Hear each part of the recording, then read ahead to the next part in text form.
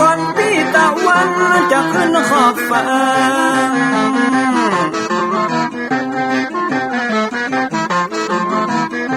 จะหันแสงทองทอแสงก็ขอยกมือ10 นิ้วกราบนอบน้อมอย่างพระติรัตนแก้วเจ้าตั้ง3 ประการอันมีพระพุทธพระธรรมพระสงฆ์อันเป็นสรณะที่เปิ่งตีเคารพนับถืออันสูงสุดในชีวิตกราบคารวะแตบไต่ไหวสาปารมีธรรมพระมหาเถรานุเถระเจ้าคณะพระสังฆาธิการภิกขุสงฆ์สามเณรจุตนจุองค์โดยความเคารพเจริญสุขเจริญปอนปอออกไม่ออกศรัทธานาบุญตินจองห้องวัดจุหนุ่มเท่าใจยิง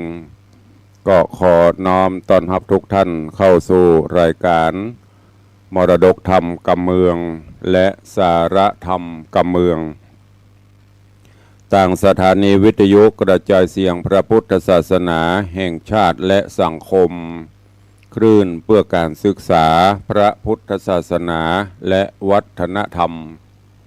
คลื่นพระพุทธศาสนาและจริยธรรมส่งสัญญาณออกอากาศต่างสถานีวิทยุวัดฝ่ายหินตำบลสุเทพอำเภอเมืองเชียงใหม่จังหวัดเชียงใหม่ในระบบคลื่นความถี่ FM 104.50 เมกะเฮิรตซ์สถานีวิทยุคลื่นพระพุทธศาสนาและจริยธรรมในความอุปถัมภ์ของมูลนิธิพระบรมธาตุเจ้าดอยสุเทพส่งสัญญาณกระจายเสียงในระบบคลื่นความถี่ FM 96.0 เมกะเฮิรตซ์พร้อมกันนี้ก็ขอยกมือ10 นิ้วกราบถวายการต้อนรับและเจริญปอนต้อนรับครูบาอาจารย์ท่านเจ้าพระเจ้าประสงค์องค์สามเณรตลอดจนปอออกแม่ออกศรัทธานาบุญอุบาสกอุบาสิกา FC แฟนรายการทุกรูปทุกท่านที่ได้เข้ามาติดตามรับชมรับฟังทั้งภาพและเสียงการไลฟ์สดทาง Facebook ไลฟ์ของสถานีมรดกธรรมวัดวังสิงห์คำ Facebook ไลฟ์ของธรรมะคลายเครียด Facebook ไลฟ์ของธรรมะภาคเหนือ Facebook ไลฟ์ของอาจารย์พระครูสมุวิศวัตรวรกิโจ Facebook ไลฟ์ของทีวีวัดฝ่ายหินตลอดจนหน้าจอ Facebook ไลฟ์ของ FC ญาติธรรมแฟนรายการทุกท่านที่ได้เข้ามาแล้วก็เมตตาแชร์เสียงธรรมแชร์เสียงบุญนี้ไปยังกลุ่มเพื่อนๆของท่านกราบขอบพระคุณท่านผู้อำนวยการสถานีเจ้าหน้าที่ช่างเทคนิคทุกสถานีขอบพระคุณญาติธรรมทุกท่านที่ได้ให้กำลังใจรายการนี้ดำเนินโดยกล่าวกับผมอาตมภาพพระครูวิสิทธิ์ศรีลาภรณ์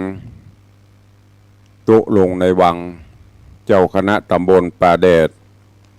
เจ้าอาวาสวัดวังสิงห์คำตำบลป่าแดดอำเภอเมืองเชียงใหม่จังหวัดเชียงใหม่เป็นผู้ดำเนินรายการปะกันเป็นประจำตั้งแต่เวลานี้เป็นต้นไปจะได้น้อมนำเอาเสียงธรรมะแบบปืนบ้านล้านนาภาษากำเมืองมาเทศนาฮือทุกท่านก็ต้องขอประทานอภัยสุมาอภัยสำหรับญาติโยมที่อยู่ในภาคอื่นบางท่านก็อาจจะรับฟังภาษาถิ่นภาษาเมืองเหนือรู้บางท่านก็อาจจะฟังรู้บ้างไม่รู้บ้างบางท่านก็อาจจะฟังไม่รู้เลย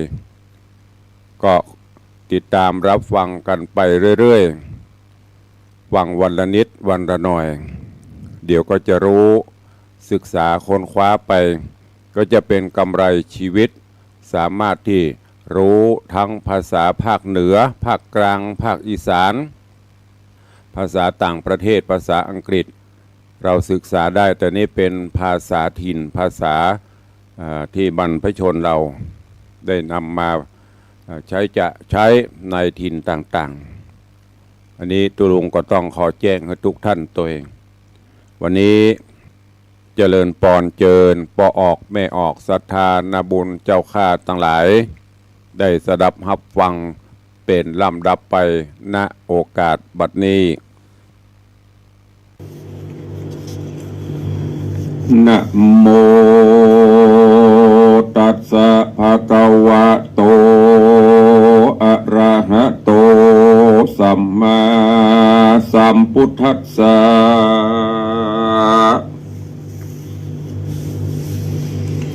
สาธุโว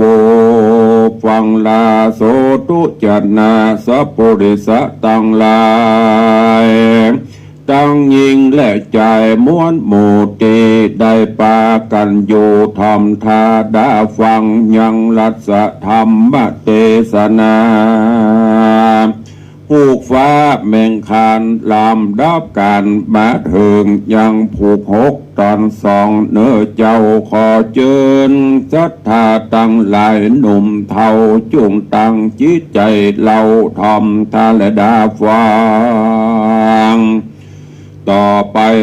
นานี้และนาทีนี้จับจะถึงยังนางบุญเรืองสาวแทนกันว่ากลางคืนนั้นรุ่งแล้วนางนอกแก้วปทุมบดีกับตั้งนางสรีสุกันธาน้องไทยสองนางก็ได้ด้อยหายังสองใจมนุษย์สานอเต้าจริงบอกข่าวหือนางก้อมใจว่าหือนางรีบไปเล่งดูยังสองเจ้าบุญจูยังอยู่หรือว่าสองเจ้ากว่าไปไกลอันจายามนอนนางก้มใจจริงรีบไปเล็งพอหาก็ไปงานยังสองเจ้าสะหายพี่น้องให้ล่ำร้องอยู่ที่ห้องปังเขาแป่งหน้ามองเงาโศกเศร้าปาการร้องให้เฝ้าแม้อาจะในอันนอนตายนับไปเมียนจาดเพราะถูกเปลวไฟเอาไม้ไฟเอาลาดเมื่อยามคืนเต้านอนตายเต้านอนตายเหนือพื้นแผ่นลาหันส่องเขื่อตุกเต้าฟ้าทั้งหลายก็สั่งอำลาบดูราปีเป็นเจ้า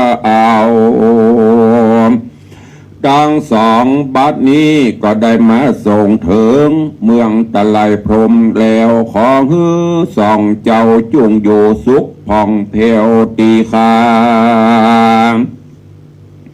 ขอจุงฮือมีเตจาอนุภาพได้ภาพแปรสัตถูแล้วได้ยังนางสะลีบุญจูเมียมิ่งแก้วกับคืนมาสู่แล้วเมืองมนุษย์สาบัดนี้ผู้ข้าตั้งหลายขออำลายังสองด้านเจ้ากับคืนสู่เมืองเก่าแทนบ้านก่อนและกันว่านางตั้งตั้งลายกล่าวแล้วก็กาดแก้วลงมา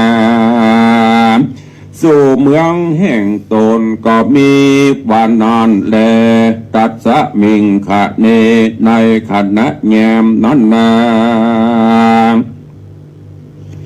ส่วนอันว่าเจ้า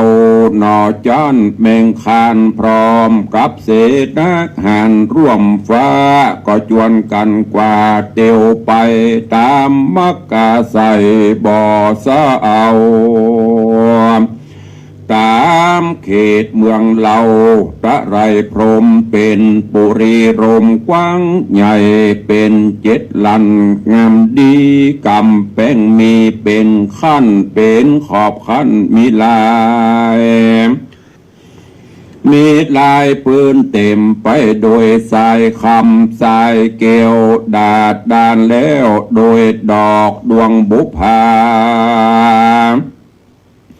ดอกประตุมมาบันบ่อเศร้าเรื่องเรื่องเล่าผาวิมพับวิมันเมนบ่มีเหตุเครื่องเกณฑ์บาดมาอายความทุกข์ยากได้บ่ปะหันมีสมบัติดันมุนมังหันนิเวศตั้งเป็นแถวมีวานาแนวปราบใหม่พอรุ่งเรืองไรงามดีเต้าบุญราศีแห่งตนได้สร้างมาแต่ขอกข้างบุพเพในอาทิเตปางก่อนยามนั้นพระนอดน้อยเมงคานกับเจ้ารามเสนาหันแห่งเจ้าก็ปากันเข้าสู่เมืองป่าฝูงหมู่เตปาทายมวนหมู่ได้หันส่องเจ้านอกกูเตียวมามีรูปโสภาพิษแบบเบาบ่เหมือนเขาเจ้าตั้งมวลเทวดาทั้งหลายก็จวนกันมาถามว่าอัมโพดูกะลาส่องใจลามหนุ่มน้าเอาอันพระเต่ามาฮอดดีนี้มีกิจเยื่องอันใดขอจุงใครบอกปันเดทลามหรือว่าจักไปต่างใดอันจาว่าอันยามนอนเจ้ารามเสนาจิงตอบกำจาตอบถอยกับหมู่นางนาดน้อยเตวกัญญาว่าดูการนางตั้งมวลส่วนผู้ฆ่าสองคนนี้มาจากเมืองมนุษย์เพื่อจักมาตามหานางพรหมจารีอันเป็นเทวีแนบขังแห่งพระเจ้าจ้างแมงคานอันอยู่สะเวยสันฐานเมืองปาลานะเสบัดนี้นางหนีพรากห้องมาสู่ประเทศต้องเมืองตะไรนี้และนาว่าอันแยมนอนนางเทวดาทั้งหลายก็กล่าวตานว่าดูราตันต่างสองอันมาติดมาปองเอานางเกี่ยวปุ่นอินดูแต่แล้วนำนาเหตุว่านางพรหมจารีนั้นนาอันต้านพญากาบฟ้าตนสะบุยแหล่งลาเมืองแมนจากมาสู่ขอนางไปเป็นกู้จันเป็นเนอันสัจจังคนตั้งปวงก็หูรวดแน่ดังผู้ฆ่าตั้งหลายหากกล่าวว่าสองนอเต้าใจลามมาซอหามานางปังเป่าจะเล่นนาตั้งโซตัวส่วนอันว่ามหาสัจเจ้าเมงคันเป็นเจ้าได้ยินกรรมเล่าแห่งนางเทวกัญญาเจ้าก็มีความโศกาบอดหน่อยพระยอดซอยนอโปธากอปาลิเวตนากอดรามเสนาแล้ว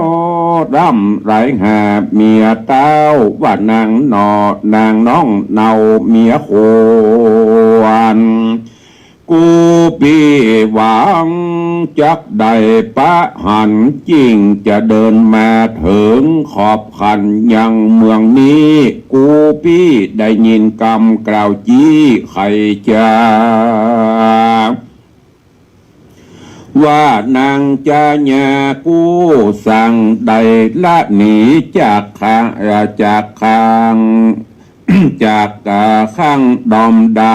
กันว่านางใส่ใจยังบ่มีกู้บ่มีใจเชื่อผู้ใดมาขอนางขอนางปอโอดใจอยู่ท่า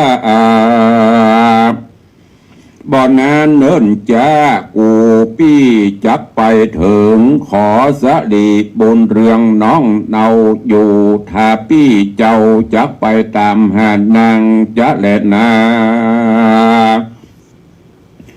เงียมนอนเจ้ารามาเศษนาอันเป็นกู้เตรียมตาแห่งเจ้าก็จะปลมควันว่าคาแด่พระนับทันปินกล้าเอา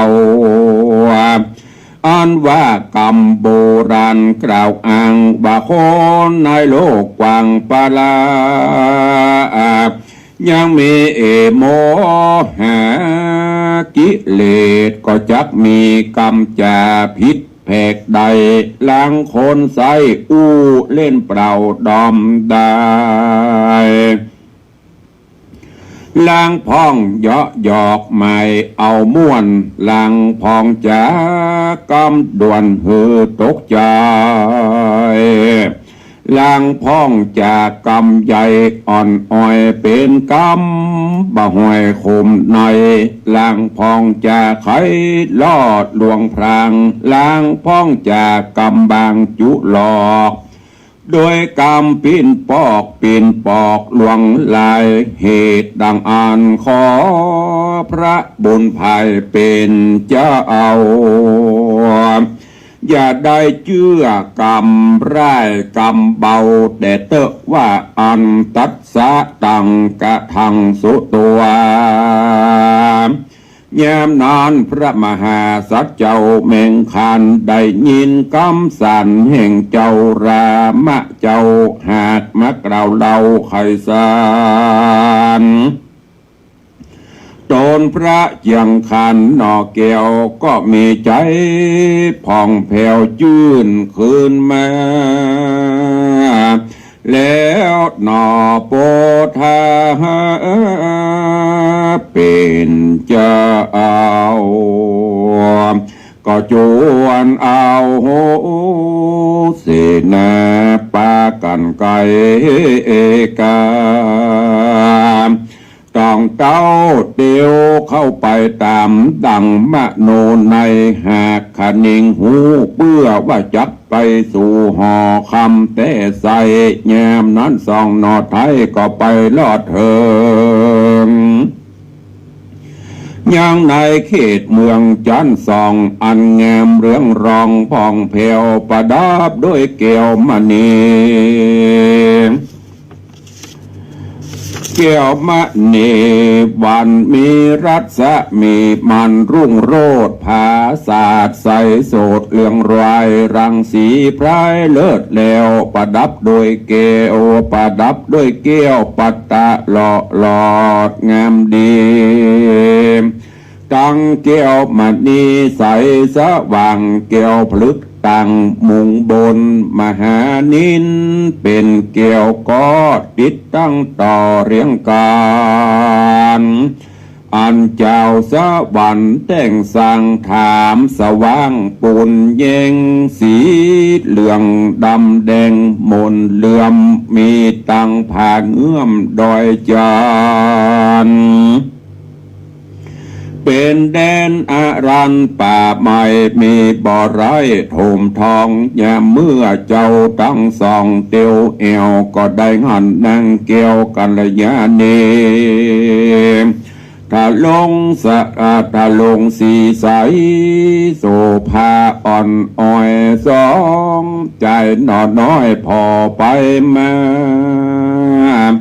หันสิ่งใดแน่บ่ยินกายบ่มีอันอิ่มในสักอันยินอาศจรรย์มีมากแล้วก็พรากที่นั้นเตียวไปก็ไปหันใส่พระละสีใสด้านเจ้าจิงจวนกันเข้าไปนบไว้สาน้อมวันตาขาบว่าว่าข้าแด่ป้อไทยละสีเป็นเจ้าผู้ขาลูกเต่าตั้งสองเตียวมักกากองมาลอดยังที่อยู่เจ้ายอดจอมธรรมขอพระจุงมีกรรมคุณนาภายโพดเกสองคาโสดดิเลบัดนี้ผู้ข้ามีกังวลลำบากได้ปัดพรากเมืองมาเพื่อมาเสาะหานางพรหมจารีน้อยนาดสามวับมามะนีกาดอาจารย์ในมาตายพรากไปในเมืองแทนหวานได้เปิ้งบนสมปานแห่งเตวกัญญาหากปามาลอดเนโดยสุขสวัสดีได้มาปะพระละสีตนถ้าลงสินธรรมวิเศษผู้ข้าตั้งสองขอน้อมกล่าวเกตเกษาน้อมถวายปูจาด้านเจ้าขอจุงได้โพดแล้วเล่าผ่านนี้แล้วเมตตาไม่ทีหับไว้สั่งสอนให้สาธศีลและมนต์ยำเกผู้ข้าตั้งสองอันไว้นาเข้ามาหานิเดชนาตาปะโสโหโอในกาละยามนั้นส่วนอันบาพระราศีธรรมก็จะกำงามตอบถอยบัดดูลาลูกน้อยตั้งสองอย่าได้มีความมองสักอยากเฮาจักสอนยังสาธศีลวิเศษเฮาจักเมียดหือสองลาอันใดพรากจากมนุษย์สาโลกไตขอส่องจะเอาจุงได้อยู่กับเฮาอย่ารีบไปไหนกว่าจ้อยแล้วยอดซอยละสีธรรมก็ฮือสองบุญนามพี่น้องไปอยู่ห้องอาสาโลโหมอันเป็นที่อภิรมย์บ่เศร้าก็มีวันนั้นบ่อยากจะเล่นนาเนธิตาขีญาอันเตสนาไขยังทำหูกฟ้าเมงคานแล้วก็กระทำการปำเริญอุปถากยังตนเจ้าระสีหากตุกค่ำเจ้าวันยามปฏิบัติตามกรรมสอนสั่งแห่งพระราศีจุเยืองบ่อคอนเฟืองวันวายตามดังอารมณ์อันใดเตี้ยงเต่าสองเจ้ากุมารมีใจหันมันกุ้งดีโอดมีความเปลี่ยนดีบ่หดย่อบ่เหลือกรรมพระละสีสอนสั่งแต่เต้าโอดใจตั้งใจดีส่วนตาปะสีระส่วนตาปะละสีทำเจ้าหันส่องนอนเนาปฏิบัติตนสันดีมีขันติบ่ย่อนยันบ่มีความคร้านตั้งการบ่มีความค้านต่างกันมีใจบานบ่เศร้ามันศึกษาเราเฮียนดียังสิบปวิจามีมวลมากดังใจแต่หากเฮียนเอา ตามดังเป็นเต่านักผาดบ่มีอันขาดวิตเกินเจ้าว่าเจ้าจักฮือสองเจ้าจำเริญไปนะพระละสีจริงเมตตาคุณนะยังสองเจ้าบอกสอนเล่ายังมนย้ำแก่นอพุทธังเมงคันเจียงจะเอากับตังรามเจ้าเสนาวาดหวังอันว่าเจ้าต่างสองยังพาท่านนามักใครถึงกองวิเศษจุงจักตังจิตใจเจตจำเอายังมนอันเฮาจักบอกสามข้อจุงมีใจต่อฟังไปแล้วจำเอาไว้หือมันมนบทหนึ่งนั้นใส่พระแก่มไทยราศีธรรมบอกมนยามวิเศษว่าสองเจ้าจุ่มตั้งจิตเจตฟังเอาอันหนึ่งเฮือได้ตีงัวสามปันสี่ตีนมันยันอยู่บ่ได้เต้าล้มไข่ลงเต้าล้มไข่ของลองมนบทวนสองฮือมนปูนไว้เหนือมือแล้วฮือเป่ากันไผ่มักไรขายังเฮามันผูดนั้นก็แหกจักตายเต็มว่ามีสหายสันใดก็จุงอย่าได้กลัวผ่านยานเจ้าจุงอย่าได้สะท้านหวั่นไหวอย่าได้ตกใจกลัวฟุ้งซ่านคืออยู่กับบ้านสุขเสริญมนบททวนสามคือเจ้าได้มันจำเริญแล้วโมนน้ำสุยนาและตบหัวแล้วนำตัวเหาะสันขึ้นอากาศสะยองยัวลิญาโยดิญาตลับตาคนแยมนอนคนต่างหลายบ่มีภัยหันตัวเจ้าใดมนตั้งหลายนี้กูป้อปงปันเมียดไว้ฮือเกซองเจ้านอไทยบุตรแล้วพระฤาษีก็บอกปันกถาฮือไว้ว่าฮือซองเจ้าใดจำเดินอย่าขาดสาย ก็จักหายยังตุกโศกและได้พ้นจากโรคภัยมา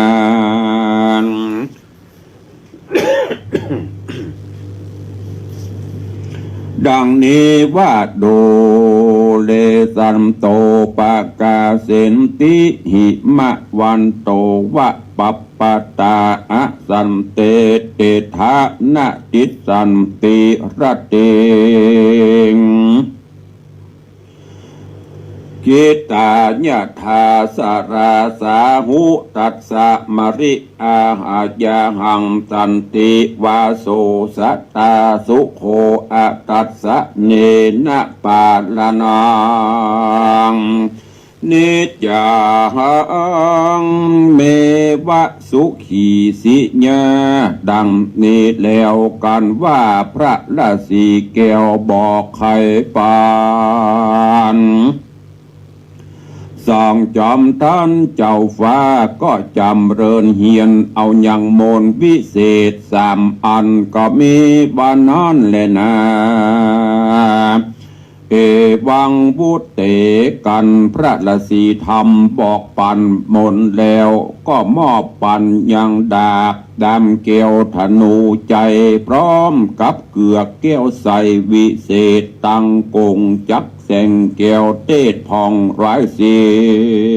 ยง ว่าเจ้าจุงเอาไว้ภาพหมู่มานผีให้ยามเมื่อเจ้าต้องภายโลกสากลว่าแย้มหนอนานหนอ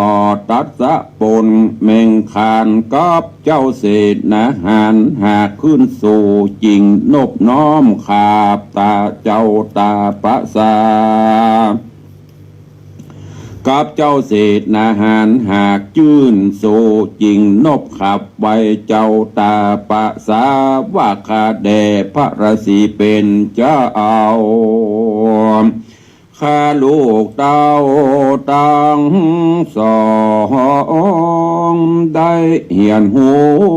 ยังกองมนตะไลเป็ดตั้งอากมวิเศษมนยามจากตนทะรงธรรมเป็นเจ้าบ่เต้าแต่นั้นและเล่าตนพ่อเจ้ายังมอบปันของสำคัญวิเศษอันจักใดป้องกันอาเพศมนยาผู้ข้าตั้งสองม่อนไทยขอนบน้อมขาบใบเจ้าป้อละเสตนมีมหากรุณากรุอเนกอนันตาบ่อาจสังขญาอ่านนับใดผู้ข้าตั้งสองจักจำชื่อไว้บ่ลืมลงแล้วนอตัดสะปนจริงไว้สะธรรมพระละสีเจ้าธรรมปัญหามนเล่าตั้งสามเพื่อฮือหายยังความสังกามว่าขาดแด่พระราศีตนแก้วได้บอกปันแล้วยังคอสิบป่าผู้ข้ายำกังคาบ่แล้วขอต้านตนแก้วจุงได้กาใครยังความในแห่งปัญหาคือผู้ข้าทั้งสองฟังพ้องแด่เตว่าอ่านตาในกาละยามนันตาปะสาส่วนอันว่าพระละสีแก้วไทยจริงได้แก้เตสนายังปริศนาปัญหาข้อเก่าว่าฮือเจ้าปีงัวได้สามปันฮือสีตินมันยันอยู่บ่ได้ลมกลิ้งควายลงนอนอันนานคือหากใดฮือเจ้ามโน เจ้ามีโยนิโสมนสิการกับตนจักกะตำจิตตังปวงเจ้าได้พิจารณาทวนทีได้หูยังตีอันเป็นบาปและเป็นบุญและได้หูยังกุลและโทษหูจักประโยชน์และบ่เป็นประโยชน์แต่ดิเลตลาบต่อเต้ามีธรรมวิจยะผ่องแผ่วเลือกเอาแล้วยังทำอันเป็นบุญกรรมไว้กับโตโอนขับอกุศลตั้งมวลไกลห่างจากตัวเจ้าได้หันอันใดแล้วแล้วขอเจ้าอย่าหูหันเปล่าดอมใดอันว่างัวนั้นใส่ต้านกำหนดไว้มีสีใครแจ้งขี่บ่มีสังกางัวนั้นบอดละยังคอกอันที่เคยอยู่แห่งห้องตนเตียนย่อมมีความอดทนแบกยังแอกไว้บนบ่าลากเข็นกว่าบ่ถอยโหน อันหนึ่งกินยังแย่ต่างมวลด้วยใจตนแล้วจริงกินแนมแต่เรากันเจ้าของฮือกระทำการอันใดเตียนย่อมกระทำตามแต่ใส่ปุกละผู้ใดเกิดมาในมนุษย์โลกาบ่ละยังเวลาโอกาสหือกากาศไปได้พิจารณาพออัตตกายแห่งตนว่าเกิดมาเป็นคนในโลกตัวสุขทุกข์สุขโศกโศกาอุปาจิตวากันว่าเกิดมาแล้วนิรุจันติเตียนย่อมกาดแก้วตายไปอุปมาเหมือนดังงัวบ่ละหนีจากคอกเหล้าเหตุดังอัน เหตุดังอันโยกาวัจจละเจ้าตั้งหลายจริงได้กฎหมายสมาตานเอายังสินธรรมอันเกียงขันใบแล้วฮือผ่องแผ่วหมดสายดังงัวเอาเอกใส่ป่าเอาดังงัวเอาเอกลากใส่ไปนั่นแหละตลาดเถิงที่ยังปูกะละผู้ดังผู้จักตั้งตนตัวเพื่อปราศจากความมืดมัวบาปเศร้าเมื่อหับเอากรรมสั่งสอนแห่งพ่อแม่เรานักผาดเจ้าอาจารย์หากได้ไข่ขานบอกกล่าวนบนอบแนวตั้งใจฟังก็อุปมาดังงัวกินแย่หากจอมกว่าเล่มไปตามเปิงใจและอิ่มแล้วก็กินอย่างน้ำนอนและนาสาปุริสาตั้งหลายตั้งมวลนั้นแล้วหากตั้งใจตนหับเอาธรรมกรรมสอนสั่งแห่งพ่อแม่และคนฝูงเท่าแก่อาจารย์บ่อปัสสะหันเก่งกล้าเป็นผู้ตั้งแนฟังกรรมสั่งสอนแต่ใส่อุปมาดังงัวตัวกระทำกรรมสอนสั่งแห่งเจ้าของหักฝึกบ่ขี้ขันยันกลัวยังการงานจะแลนาตาในการละยามดานอ่านว่ามหาสัจเจ้าได้ยินกรรมเราขันไขสารเถิงยังปัญหาการหาคอเก้าดังพระละสีเจ้าหักกล่าวยามนั้นสองนอเต้าก็เจยบานกล่าวกรรมสาธุการยินดีกับพระละสีเจ้าแล้วก็ไว้สาธามยังปัญหาทวนสองแถมเหล่าแย้มนั่นพระละสีเจ้าจริงไขสารว่าอาการฮือมนยังมายังปูนตั้งไว้เหนือมือแล้วฮือเป่าเกิดว่าฮือแปลงยังเข้าของปุ้นไว้เป็นสี่ส่วนแล้วเก็บเมียดไว้ส่วนอันหนึ่งเอาเลี้ยงต้องใส่หากปอกวนเข้าของจักเตี้ยงเต่าเพราะว่าเข้าของนั้นหูจักจ่ายปอประมาณส่วนข้อที่สองนั้นฮือได้กระทำบุญอย่านำให้ตานไปอย่าขาดเพื่อเป็นบุญฝากไว้กับตัว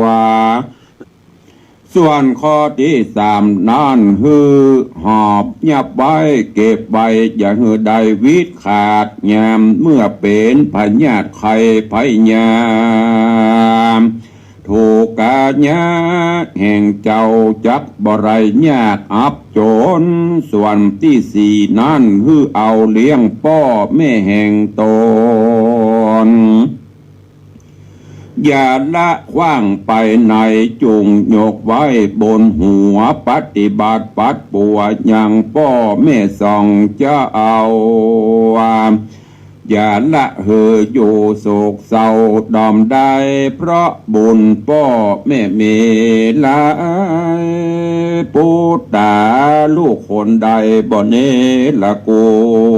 ลฮีเข้าของอันใดก็มังมุนตุ้นเตาบ่วิขาดในภาวะจัดนี้บ่อับจนกันแม้งจากอัตตาตนแตกแม้งไปสู่ขอบข้างปโลกาก็เตี้ยงจักใดเกิดเป็นเตบบุตรเทวดาตนผาเสดในห้องเลิศเมืองสวรรค์ส่วนกรรมว่าการเขาป้องใครขา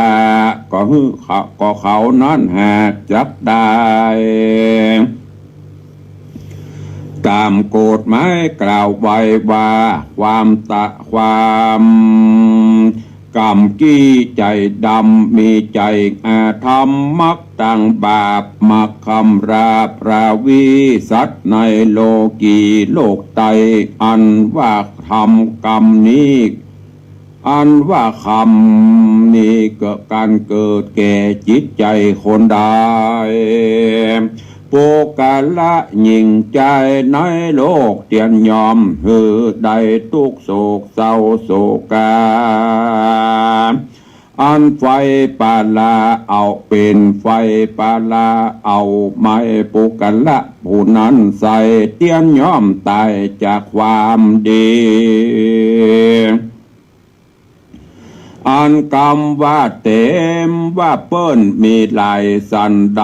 ก็อย่าได้กลัวผ่านยันจุงอย่าได้สะท้านวันไหวอย่าตกใจกลัวฟุ้งซ่านเฮือได้อยู่บ้านสุขเสริญอันนี้น่าเป็นกรรมผาดตักเตือนว่าเธอเป็นคนมีจิตใจตั้งมั่นมีความเปลี่ยนอดกลั้นบ่ลาถอยนี้เป็นคนมีขันติธรรมเที่ยงมันบ่หลีกเลี่ยงกิจกรรมดังพระจอมธรรมเทศนาเป็นคาถาบาลีว่ากัญญิราเจกัญญิราเทนังพละหะเมนังปลักกะเมดังเนตนักปัจจีไขสารว่าการกระทำการอันใดแต่เราหากเต้าว่าเปิงกระทำกิจกรรมอันนั้นหือมันกุงแต่อุปมามีตังปูเขาสิเนโรรุราชบวันไหวโดยลมฟัดฟาดแดดตะลางตัสสะมิงตัสสะตังกะทังสุตวายามนันพระมหาสัจเจ้าเมงคานพร้อมกับโดยเศษอาหารแห่งเจ้าได้ยินกรรมเล่าไขจาแก้ปิดปัสนาปัญหาบททวนสองเมียนแล้วก็มีใจผ่องแผ้วยินดีจริงยออันจุลีขาบใบในที่ไกลบาทไทยพระละสีแล้วก็ยออันจุลีโดยกรรมว่าสาธุพันเตดีและว่าอ่าน ยามนานพระนอแก้วจิงถามยังปัญหาว่าข้าแด่ป้อละสีเป็นเจ้าขอจุ่มได้เมตตาไขปัญหาทวนสามเกสองเขือเจ้าเหือหูจักกองแห่งนักผาดแดเตอตาปะโสส่วนว่าพระราศีตนมีไม่ทีบอกแก้วมีใจผ่องแผ้วเจยบานจริงได้แก้ปัญหาทวนสามบ่อเศร้าว่าดูราปูตาเฮ้ยลูกตาเอาจุ่มดักฟังเล่าฮือดีแล้วจำเลินไว้ในมโนตรันวิธีจิตหือมันมนทวนสามนั่นคือมนน้ำช่วยหน้าและตบหัวแล้วเอาตัวเหาะสั่นขึ้นสู่อากาศสะยองยัวลิญาตขึ้นสู่เมืองฟ้าลับตะวันคนเต็มตันบ่มีภัยหันได้อาเนไซนักผาเจ้าตั้งหลายว่าอุทธกังอันว่าน้ำนี้มีภาวะญาติอันใสสะอาดอันเป็นที่ผาธนาแห่งคนและสัตว์ตั้งหลายจุผู้เอาล้างเปอะโตมอันติดแปดกาญาบ้านเต้าเสียยังความหิวแต่ใส่หือจุ่มเย็นนำนาอันธรรมดาผู้จักตั้งตนเป็นคนดีเตี้ยงเต้าย่อมมีน้ำใจบ่เศร้าบริสุทธิ์ประดุจจะดังน้ำอันใสสะอาดบ่ได้ประมาทละสาเป็นคนมีกำจัดที่สุภาพมีใจอิ่มอาบโดยเมตตาวิหารธรรมบอกกระทำย่างป่าปะกรรมหน่อยใหญ่เป็นผู้มักไฟสะแวงหายังกุศะปุญญาบอกขาดในญานึ่งนักผาเจ้าหากแก้ไขบาปุกละยิงใจผู้เกิดมาในโลกไตเตียนย่อมมีหน้าที่การงานแห่งตนในฐานะตนเป็นพ่อเป็นแม่ก็คือกระทำตามหน้าที่แต่อย่าหือใดเสียหายในฐานะเป็นลูกยิ่งใจก็คือได้หูจักหน้าที่ของลูกไว้อย่าล่วงคำใส่ดิเลเมื่อตนมีตำแหน่งหน้าที่แห่งมีตำแหน่งหน้าที่แห่งครูบาอาจารย์ก็คือกระทำการคือถูกเม่นตามแบบบ้าเอาในฐานะเป็นลูกศิษย์เล่าก็คือหูเคารพนบนอบเชื่อฟังกรรมแม่นกระทำราชกรรมแห่งเจ้าฟ้าก็คือปฏิบัติตามหน้าที่คือหมดใส่ปุกละคนใดมีหน้าที่ตามีหน้าที่ตนไทยก็จงหือใดปฏิบัติตามคือดีงามผ่องแผ้วจักกึดกระทำเยื่องใดแล้วก็คือเป็นตี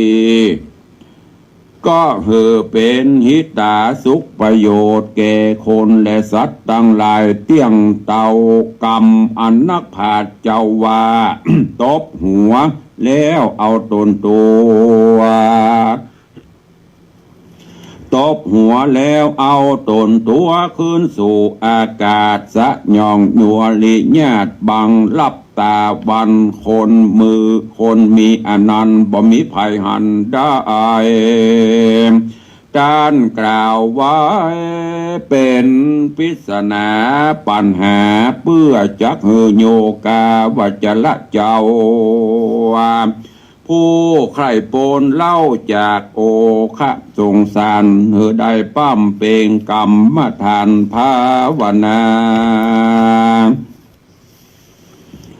ที่ทวนสมถะมี40ล้วนหือมันรำเปิงไปอนุสติหือใดเอาเป็นวิสัยไปอย่าขาดกสินนะอย่าได้ประมาทละสามก็มีหันและนานิติตังขีญาสังวันนาวิเศษจากห้องเหตุธรรมเทศนาผูกฟ้าเมงคานผูก7ตอนที่1ก็บังโกมสมเด็จสเด็จพระธรรมเทศนาผูกฟ้าเมงคานลำดับการมาถึงยังผูกทวนที่7ตอนที่1ก็ขอโป่งวางไว้เพียงเก้าอี้ก่อนไว้ติดตามถ้าฟังไปเป็นตอนเป็นผูกจนจบนะในเรื่องราวตอนนี้หลังจากตีโปธิสัตว์เจ้าเมงคานและลามะได้ไปพบไปปะอย่างปอฤาษีนะบนเมืองตะไหลพรหมละแล้วก็ไปฝากเนื้อฝากตัวเป็นลูกศิษย์ลูกหาปอฤาษีในตอนนี้ปอฤาษีเจ้าก็ได้รับเอาเป็นลูกศิษย์แล้วก็ได้ชี้นำพร่ำสอน10ประกูลมนต์ยำตลอดข้อปัญหาธรรมต่างๆที่เป็นปริศนาข้อคิดดีๆเพื่อให้ถึง2นำไปใจนำไปคิดซึ่งตึงเมงคานและลามะก็ยังบ่เข้าใจปริศนาปัญหาที่เพิ่นตั้งไว้เป็นข้อ3ข้อด้วยกันก็ได้ถามปอฤาษีซึ่งปอฤาษีก็ได้แก้ไขแถลงคือหูว่าแต่ละอย่างที่เพิ่นบอกไว้มันหมายถึงจะได้วันต่อไปตะลุงจะเอามาสรุปให้ฟังแห่งคำเนอะวันนี้เนื่องจากเวลามันน้อย3ข้อคำปริศนาข้อคิดตีปอฤาษีมอบฮือกับเมงคานโพธิสัตว์ และลามะว่าจะเป็นจะได้พ่องความจริงถ้าตั้งใจฟังตะกี้ก็จะงูล่ะคนเก่ให้ฟังหมดละแต่ว่าวันต่อไปจะเอามาสรุปให้ฟังแห่งกรรมเนาะเวลามันน้อยจะหมดเวลาละสรุปก็จะบัดทันจบก็ติดตามฟังในตอนต่อไปเนอะวันนี้หูกฟ้าแมงคานโป่งวางไว้แต่เพียงเต้าอี้ก่อนขอความสุขสวัสดีจงบังเกิดมีกับทุกท่านเนอะอยู่ดีมีสุขมีโจกมีใจจุโตจุองจุผู้จุคนจัตตาโลธรรมวัตตันติอายุวันโนสุขังพระลัง